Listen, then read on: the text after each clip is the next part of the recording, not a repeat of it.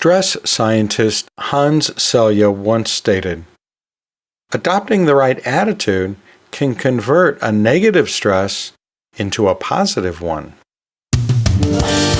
Welcome to the A&P Professor, a few minutes to focus on teaching human anatomy and physiology with a veteran educator and teaching mentor, your host, Kevin Patton. In this episode, we finish our conversation about flashcards. I remind you about our survey. I toast the stress expert, Bruce McEwan, and we introduce a new sponsor.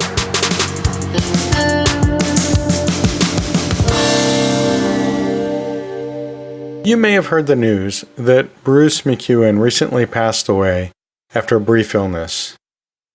As I mentioned in a post on social media, he was one of my biology heroes. McEwan was widely known for his pioneering work in understanding stress, how it affects the body, especially the brain, and how best to understand the role of stress in human anatomy and physiology. My research topic in grad school was physiological stress, specifically stress in captive wild animals. I found that McEwan was one of those brilliant and creative scientists who continually tested the edges of what we think we know about things. In this case, what we know about stress and its effects in the body. So, I've had a long-time appreciation of McEwan's work. One of the ideas that McEwan pioneered is the concept of allostasis. Put simply, allostasis is a set of coping mechanisms that the body employs to maintain survival and when conditions are not normal, as in stressful conditions. There's more to it. Different kinds of allostatic states and all kinds of different physiological mechanisms that are involved in coping with maintaining an allostatic load. It's McEwan and his colleagues that got us working out these puzzles and finding ways to use allostasis to help us better understand stress in health and disease. Just a few years ago, I realized that the stress chapter in my anatomy and physiology textbook was in need of some updating. Because I was especially concerned about accurately representing current ideas about stress, including allostasis, I decided to reach out to Bruce McEwan for advice. And I honestly didn't think someone of his stature in the field would be interested in, or really just have the time for, helping me work this out for undergraduate A&P students. I mean, it's kind of like asking Thomas Edison for help in revising a chapter on the electric light bulb for a beginning textbook. But you know what? I was wrong. It turns out that McEwan was enthusiastic about helping. He was just that sort of guy. He gave me a lot of advice and a truckload or two of resources and ideas. Working with my colleague Peggy Williamson, we revised the stress chapter in ways that we think are very effective for learning. And that was mainly because of McEwan's help. So I'd like to dedicate this episode to the memory of a brilliant, creative, and generous biology hero. Cheers.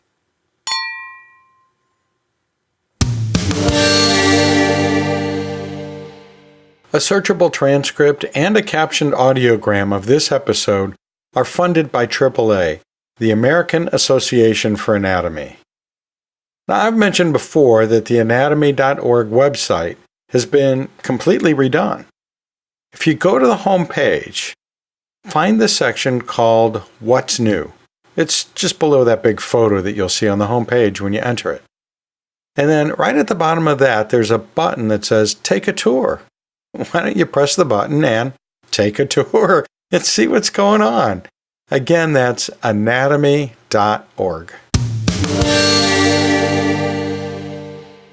Yep, I have more to say about flashcards, and I'm determined to get a lot more ways to use them into this episode, so strap in and hold on.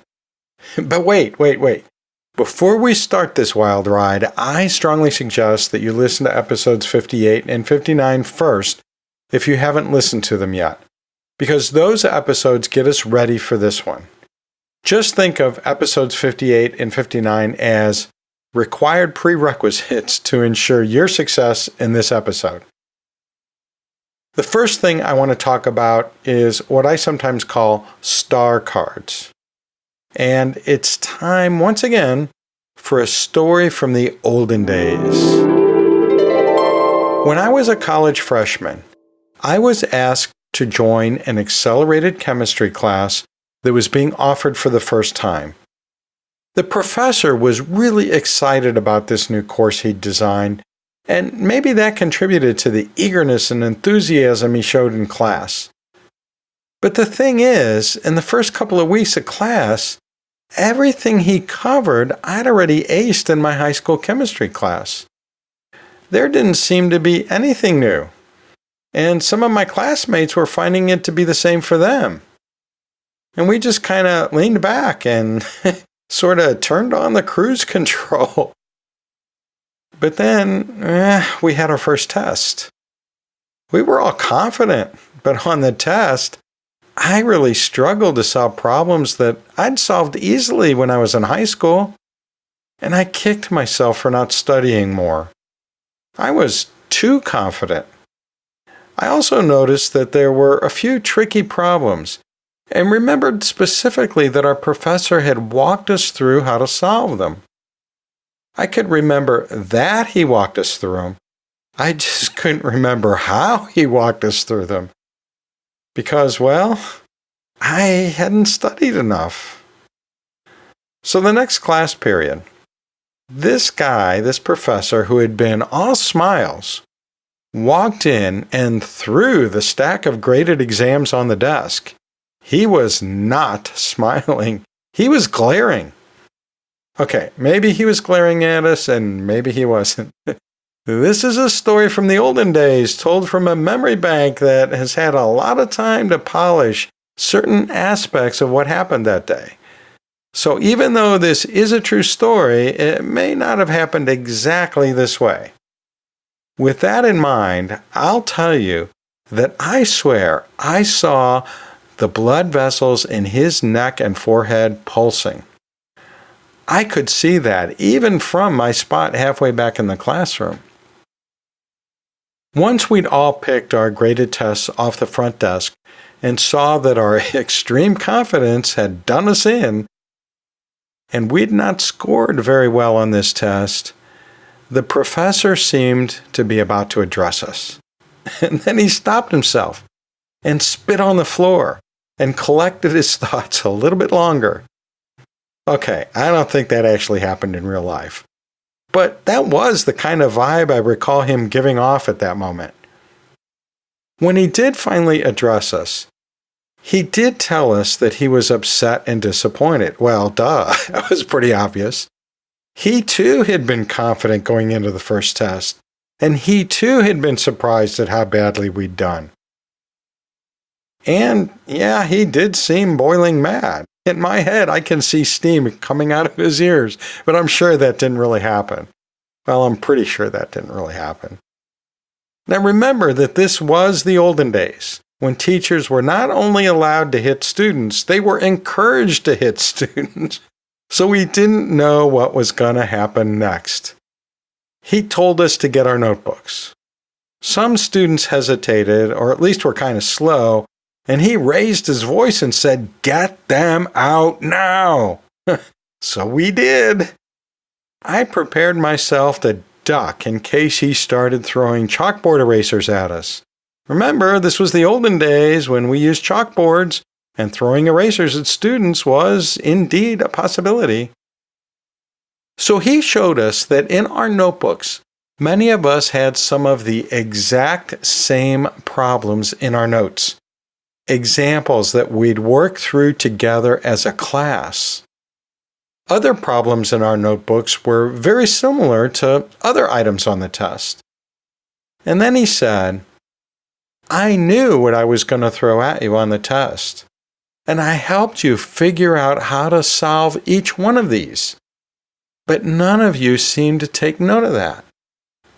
What he said to us was, when I say when you see something like this on the test, I mean, it's likely to be on the test. Literally a test item, or at least just like a test item. And so he told us, from now on, anytime I say something like that in class, I want each of you to draw a star in your notebook next to that item. And then he drew a 5-sided star and said, like this one, not another kind of star and not another kind of symbol. I want you to draw this. And he glared at us, I think. I don't know. I feel his glare in my memory. Whether he gave one or not is, I guess, beside the point. So he seemed to have regained his composure and carried on with that day's lesson. He'd just finished helping us sort out the solution to a chemistry problem when he put down his chalk firmly and turned to face the class and said, "Put your pencils down." Not everyone did, so he raised his voice and said, "Now!" Again, I can't testify wholeheartedly that steam was again spewing from his ears, but we were certainly back to that harsh demeanor he'd showed us earlier. And he started looking at notebooks and he said, "Where's your star? Hey, and you over there, what about your star? And what? You don't have a star either. I just said you'd see something like this again, and so you were supposed to mark that with a star, and none of you did." Then he addressed the whole class and said, "Pick up your pencils and draw a star. Now!" So we all drew a 5-sided star. You know what? It's over 40 years later, and I still draw a 5-sided star next to items that are especially important. I tell this story to my students to get them to listen for those cues about what they really need to know or to be able to demonstrate on a test. And sometimes, when I think that they may not have caught my drift, I stop and I look at them, and I raise my eyebrows, or I wink dramatically, and walk over to the corner of the whiteboard, which in these modern times we use instead of a chalkboard, right? And I draw a 5-sided star. And then they get it, and they chuckle, and they draw a 5-sided star in their notebook. I'm telling you this because, well, I like to tell stories. You know that about me. But it also helps us with flashcards. We can use a 5-sided star to denote a flashcard or some content within a flashcard as being particularly important. Maybe it's something that the teacher told us or hinted at, possibly being on an upcoming test. There was an article in the British Medical Journal not long ago proposing that we start using emojis in the biomedical literature. Really, that's what it was about. I think it was tongue-in-cheek, but it was written like a serious journal article.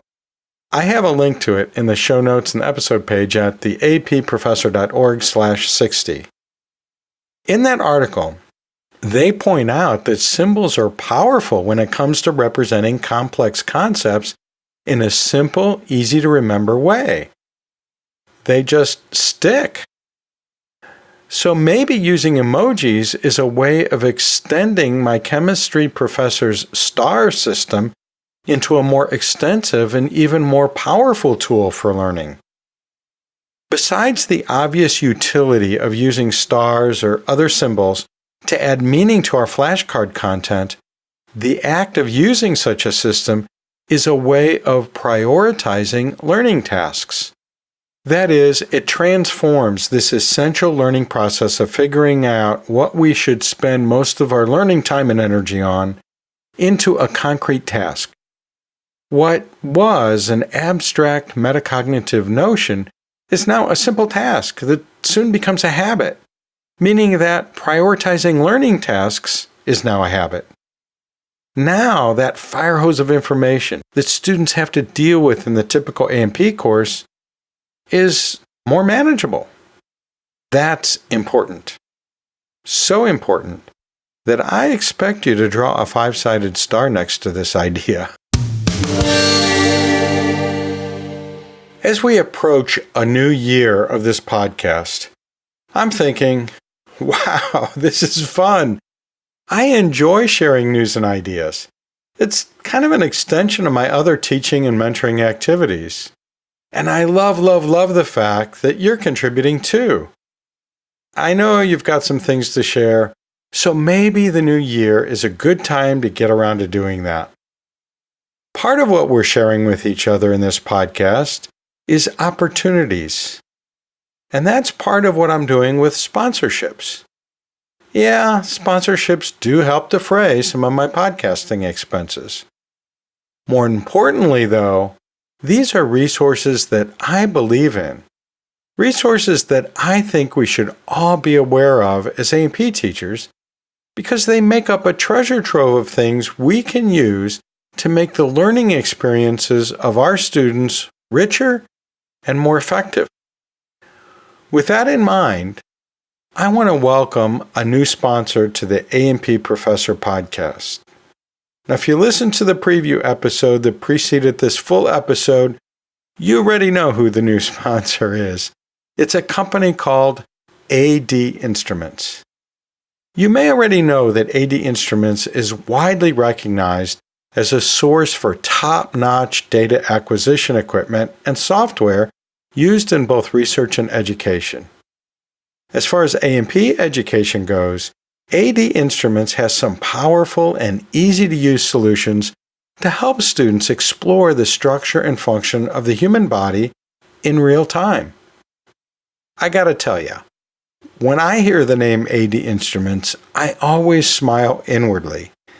The first thing that always comes to mind is a demo of a heart rate module that they did for us on our campus, many years ago. Even though we faculty had all been around this sort of thing forever, we had a blast with an activity involving the diving reflex. Besides that, I marveled at how easy it was to set up and use, which in my mind is a necessary quality in learning activities. If it's complicated, it's just not going to work well for learning, and most teachers are just going to stop bothering to even use it anymore, me included. But what still gets me is that after all these years after that demo, I still remember it vividly. What we did and what we learned, all these years later. Isn't that how we want all our learning activities to go?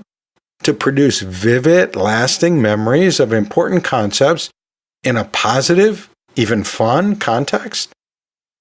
If you want to check out their many resources for A&P teaching, just head over to go.adinstruments.com/podcast.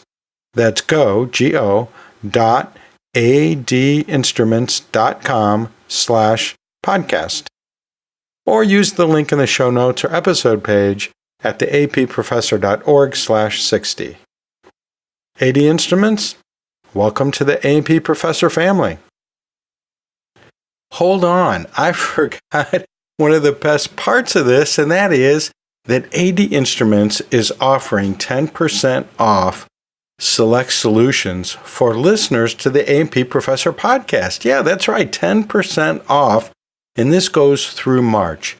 Just go to their website at go.adinstruments.com/podcast and then use their lab solution builder, and remember to mention this podcast on any web form in order to get your 10% off. Hey, don't worry, I have lots more flashcard ideas to share. One that I'll share now is that it's an effective practice to have more than one flashcard for the same term or concept. For example, one could be a basic definition. Another flashcard on the same topic could be more detailed. Perhaps yet another flashcard on the same topic could be a diagram version. Another example applying this strategy is having multiple cards for different modes of representing concepts. For example, textual versus visual, or for different aspects or applications of the term or concept. So it's not only okay, it's probably preferable if 3 cards on ATP come up in our stack, right? One might be about how ATP is structured and how it transfers energy in cells. Another flashcard could focus instead on how ATP is generated by way of phosphorylation. And yet another card could be about a case of ATP transferring energy to, let's say the myosin head or some other mechanism in the cell that needs the energy from that ATP. One could end up with dozens of ATP cards by the end of the course, maybe all with an ATP icon or ATP emoji. Is there an ATP emoji? There ought to be if there's not. So you can have these little icons or emojis to identify which ones are the ATP cards. Another approach to generating more than one flashcard for the same term or concept is to make a card just for pronunciations, to gain practice. When we study, we often don't get the practice in spoken language we need because we're doing it silently. I'm not sure where she got this, but a friend of mine who's a longtime foreign language professor used to tell me that in language learning, we need to say new terms 18 times before it really sinks in. There's probably nothing magic about the number 18. What's important is that it takes a lot more than just a couple of repetitions out loud. Another reason to make more than one flashcard about a concept is that maybe we make another card, a copy, to put into a different stack later in the course. Maybe make note of the fact that it's a copy. That is, a tiny note or symbol on each copy to mark it as a copy of another card or cards. Another option is to, maybe list all the related cards in each topic deck. In other words, kind of an index or table of contents. For example, have a card at the top of each topic's deck that lists all the cards in all the other decks that relate to the topic of this deck. One could then go and pull all those other cards from their decks to review while studying the current deck. Yeah, I know, that takes a lot more time and trouble when you're going through and pulling all these cards from other decks. But it's not just paperwork or busy work when you're spending all that time doing that. It's an active way to work through and consider how this new topic builds on previously learned concepts. It's real learning when you're doing all that. It seems like just a housekeeping chore, but it's real learning. It's deep learning that's going on when we make our list of connected concepts and go find them and pull them into the new deck. As longtime listeners know, one of my favorite retrieval practice strategies is testing, and more testing. Every time we grapple with a test item, we are doing retrieval practice that reinforces learning. If we miss it, then we know where our weak spot is, and we try it again until we get it right. Then do a similar test item on that concept and get it right again, thus reinforcing our learning for the long term. So it's not surprising that I recommend that my students make a deck of cards with practice questions. These practice question cards could make up a new deck separate from the main study deck with concept names and their descriptions and related information. Or the practice question cards could just be cards added to that original study deck. Or they could be shuffled together, then separated, then shuffled together again, whatever works for that learner. If you give your students practice tests, that could be a source of questions for these test item flashcards. Another source of test items for their flashcards could be textbook chapter questions, or questions from their printed or online study guide or adaptive learning module. Practice questions for flashcards could come from previous tests if students are preparing for a cumulative test. In episode 4, I stated that all my tests are cumulative. So for my students, this is a great strategy. Even if your tests are not cumulative, mixing in old test questions that relate to the current topic in some way is a great review, something that will provide additional spaced retrieval practice and thus strengthen learning. Another great source of practice questions is to make up practice questions. Students can do this on their own or as an activity within a study group. And as the course goes on, most students start to get a good feel for the kinds of questions you ask on tests. And so they become more and more accurate in predicting what kinds of challenges they're likely to encounter on an upcoming test. And they have those star cards anyway, right? Where they made a little note of something that you told them was going to be on a test. So that'll help them make up their practice test items for their flashcards. Another flashcard technique is using the flashcard learning cycle. And what I mean by that is literally a cycle. That is, using stationary cycling, a type of exercise that makes learning flashcards more effective. Really, there's research to prove it. I have a link in the show notes and the episode page at the approfessor.org/60 if you want to know more about that. But make sure your students are doing stationary spinning and not studying flashcards while biking on a road or trail or across the campus. That's not safe, but I think it's okay if you're on a stationary cycle. Yet another fancy trick to improve learning with flashcards is to take an occasional break for a dump. No, not that kind of dump. This is where a student sets aside their flashcard deck and simply starts writing down or drawing everything they know about the topic they're studying. It's a sort of a brain dump or concept dump onto a blank sheet of paper. This kind of dumping kind of shakes things up. It gets a student out of the flashcard routine and gives an effective way to do more retrieval practice. The free distribution of this podcast is sponsored by the Master of Science in Human Anatomy and Physiology Instruction, the HAPI degree. I'm on the faculty of this program, so I know the incredible value it is for A&P teachers. When's the last time you had a thorough review of all the core concepts of both anatomy and physiology, or comprehensive training in contemporary teaching practice? Check out this online graduate program at nycc.edu/HAPI, that's HAPI, or click the link in the show notes or episode page. I know what you're thinking. He's got to be done talking about flashcards. You know what? You're wrong. There's more. You may recall back in episode 8, I introduced the learning strategy called running concept lists.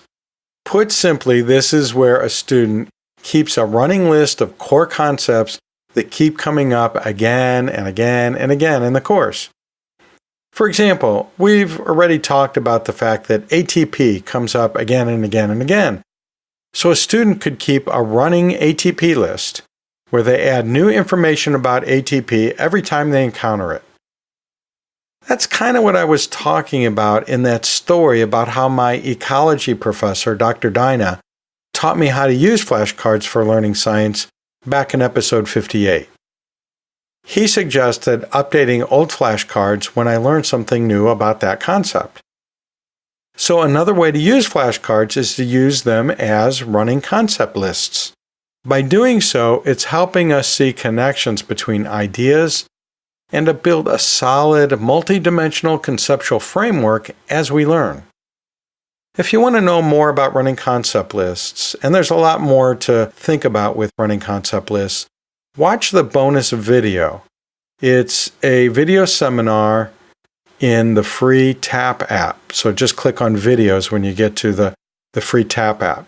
Check the show notes or the approfessor.org/60 for a link to download that app. Back in episode 5, I talked about concept maps, which some people call mind maps. A classic sort of concept map is where a student draws out a web with lines connecting little boxes or bubbles, showing how related concepts connect to each other.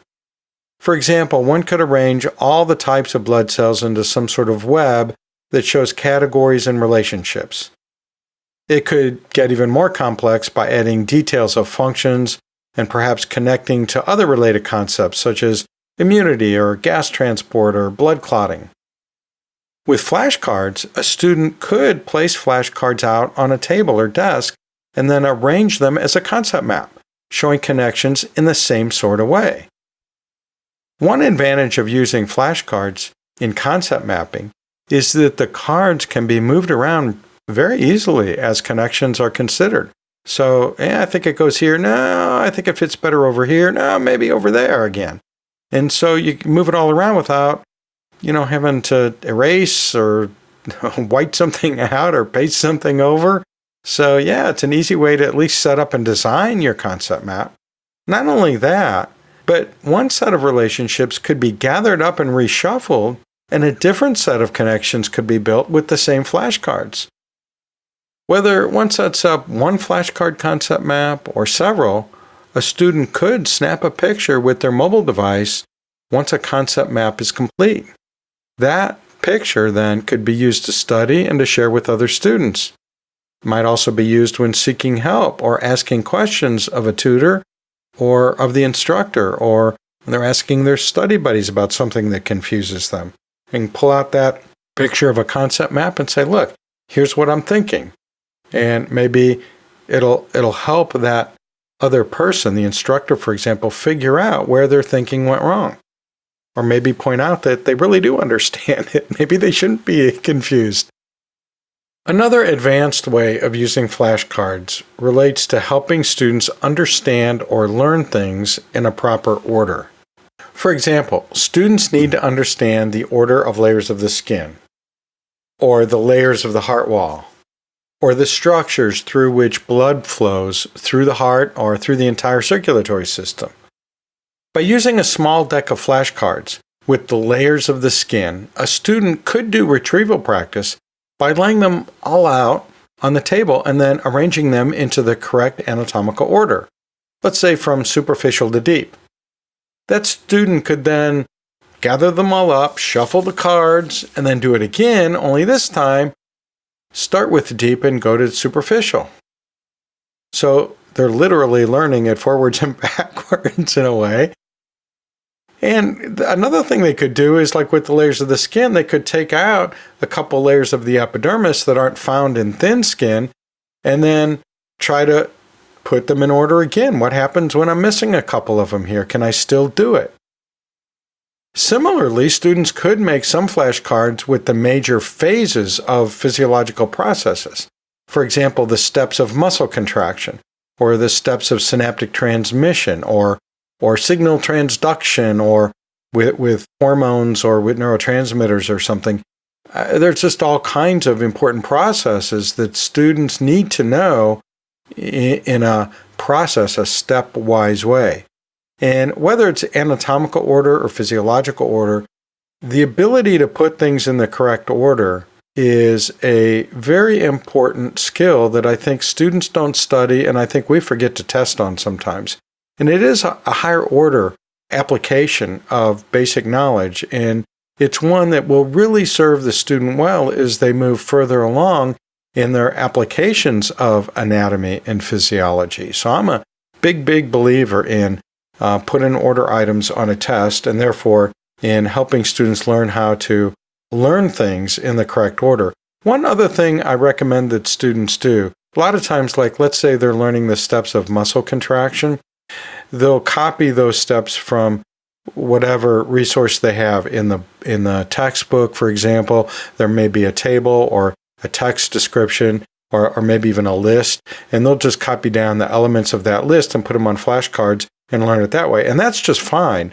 But what I recommend to my students is once you've got that down, now make another deck and put them in your own words. Maybe even divide up the steps in a different way. Maybe group a couple or split a couple so that it's the same story, but it's not told in exactly the same words.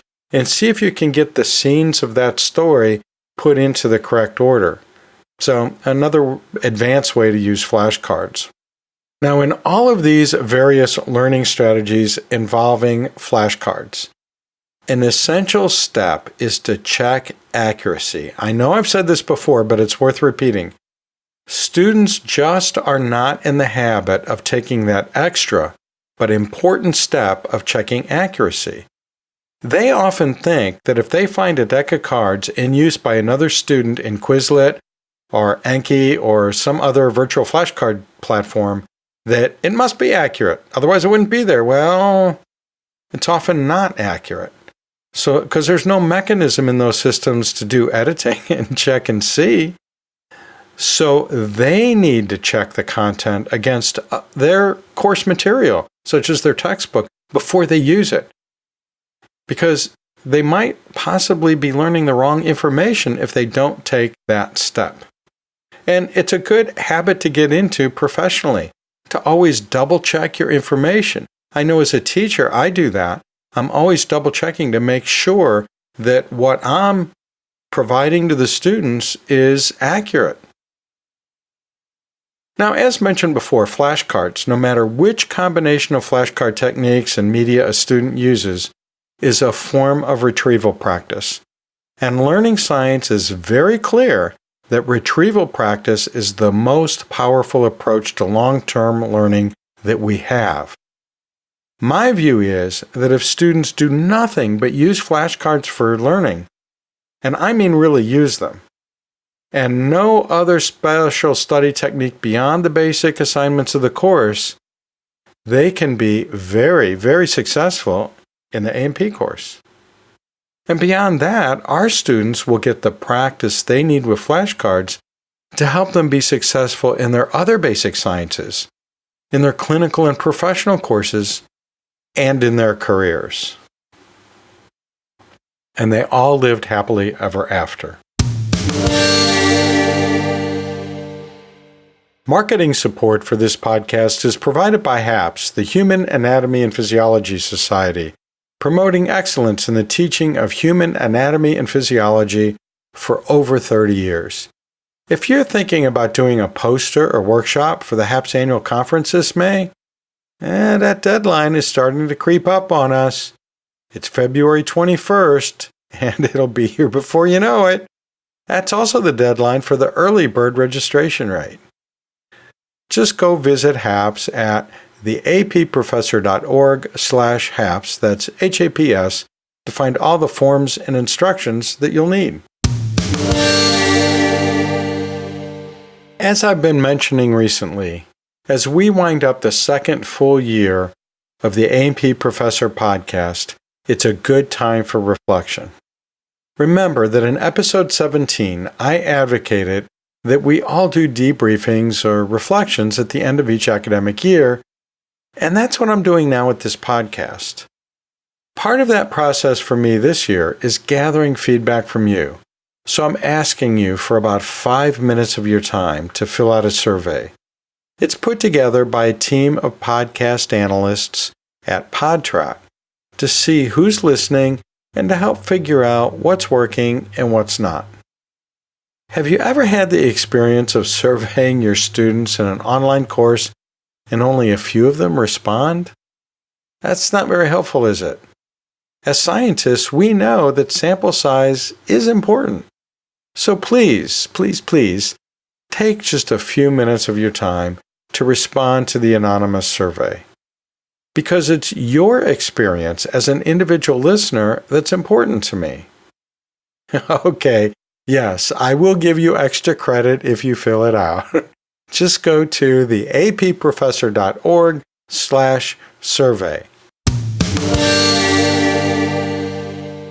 Well, don't forget that I always put links in the show notes and at the episode page at the approfessor.org/60 in case you want to further explore any ideas mentioned in this podcast or if you want to visit our sponsors.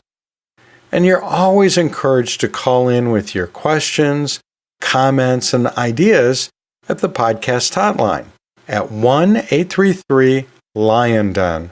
That's 1-833-546-6336. Or send a recording or a written message to podcast@theapprofessor.org. I'll see you down the road.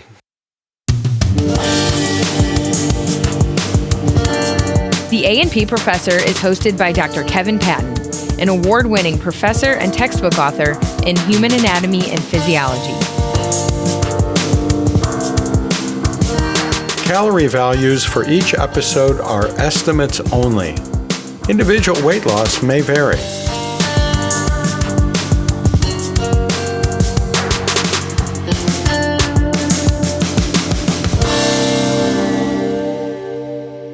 Support for this episode comes from the American Association for Anatomy, ADInstruments, the Human Anatomy and Physiology Society, and the Master of Science in Human Anatomy and Physiology Instruction.